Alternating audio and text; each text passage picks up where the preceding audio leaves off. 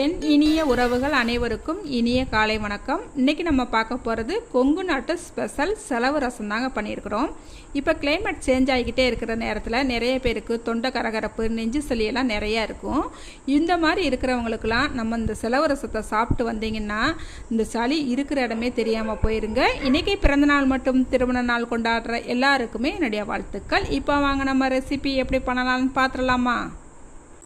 இப்போ நம்ம மசாலா பொருள் வறுத்து எடுத்துக்கலாம். 1.5 ஸ்பூனுக்கு சின்ன சீரகம், 1.5 ஸ்பூன் மிளகு, 1.5 ஸ்பூன் மல்லி எடுத்துருக்கிறேன். இப்போ ஒரு கடாய் அடுப்பில் வச்சுக்கிட்டு இதை மாற்றிக்கலாம். கடாய்க்கு இதில் ஒரு 1/2 ஸ்பூனுக்கு மட்டும் ஆயில் சேர்த்துக்கலாங்க. ரொம்ப ஆயில் சேர்க்க வேண்டாம். அடுப்பு சிம்லேயே வச்சுக்கிட்டு இதை நல்லா வறுத்து எடுத்துக்கலாம். இப்போ ஒரு 15 பல் பூண்டு இதில் சேர்த்துக்கலாங்க. ஒரு செகண்ட்னா வறுத்தேன், அதுக்கப்புறம் பூண்டை சேர்த்துக்கிட்டாச்சு.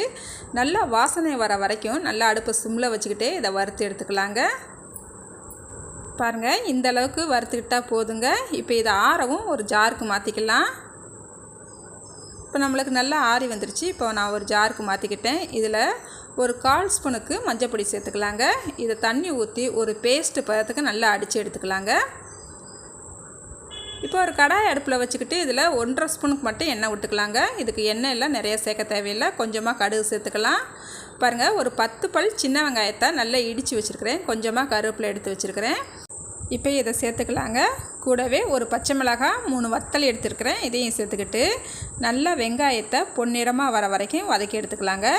வெங்காயத்தை நம்ம வெட்டி சேர்க்கக்கூடாதுங்க. இந்த மாதிரி 1-2 இடிச்சிட்டு சேர்க்கும் போது நல்லா வாசமாகவும் இருக்கும், டேஸ்ட்டும் சூப்பராக இருக்குங்க. இப்போ வெங்காயம் கண்ணாடி பழத்துக்கு நல்லா வதங்கி வந்துருச்சு. இந்த நேரத்தில் நம்ம அடித்து வச்சுருக்கோம் இல்லையா மசாலா, அதை சேர்த்துக்கலாங்க. நான் ஒரு 1 லிட்டருக்கு தண்ணி சேர்த்துருக்குறேன். தண்ணி சேர்த்து நல்லா கலந்து சேர்த்துருக்குறேன். இப்போ கொஞ்சம் தண்ணி சேர்த்துக்கலாங்க. அப்போ ஒரு 1/2 லிட்ரு, இப்போ ஒரு 1 லிட்ரு தண்ணி சேர்த்துருக்குறேன். நல்லா இது கொதி வரட்டுங்க. இப்போ இதுக்கு தேவையான அளவு உப்பு சேர்த்துக்கலாம். 1/4 ஸ்பூன் மஞ்சத்தூளும் சேர்த்துக்கலாங்க. சேர்த்துட்டு நல்லா ஒரு தடவை கலந்து விட்டுக்கலாம். இப்போ நம்ம சேர்த்துருக்கிற உப்பு கரெக்டாக இருக்கான்னு ஒரு தடவை செக் பண்ணிக்கலாங்க. நல்லா இதை ஒரு 2-3 நிமிஷத்துக்கு நல்லா கொதிக்க விட்டுறணும். ரசம் நல்லா கொதிச்சு வந்தால் தான் டேஸ்ட்டு சூப்பராக இருக்கும்.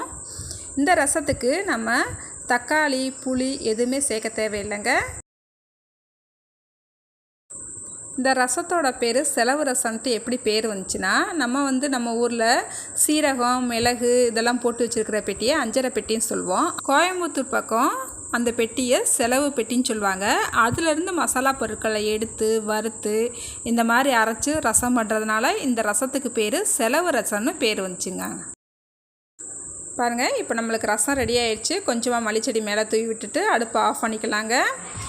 சூடான சாதத்தில் இந்த ரசத்தை ஒரு 4-5 கரண்டி ஊற்றி அப்படியே பிசைஞ்சு சாப்பிடும் போது அப்பா அப்படி ஒரு சூப்பராக இருக்குங்க. இந்த தொண்டை கரகரப்பு, நெஞ்சு சளியெல்லாம் இருக்கிற இடமே தெரியாமல் போயிருங்க.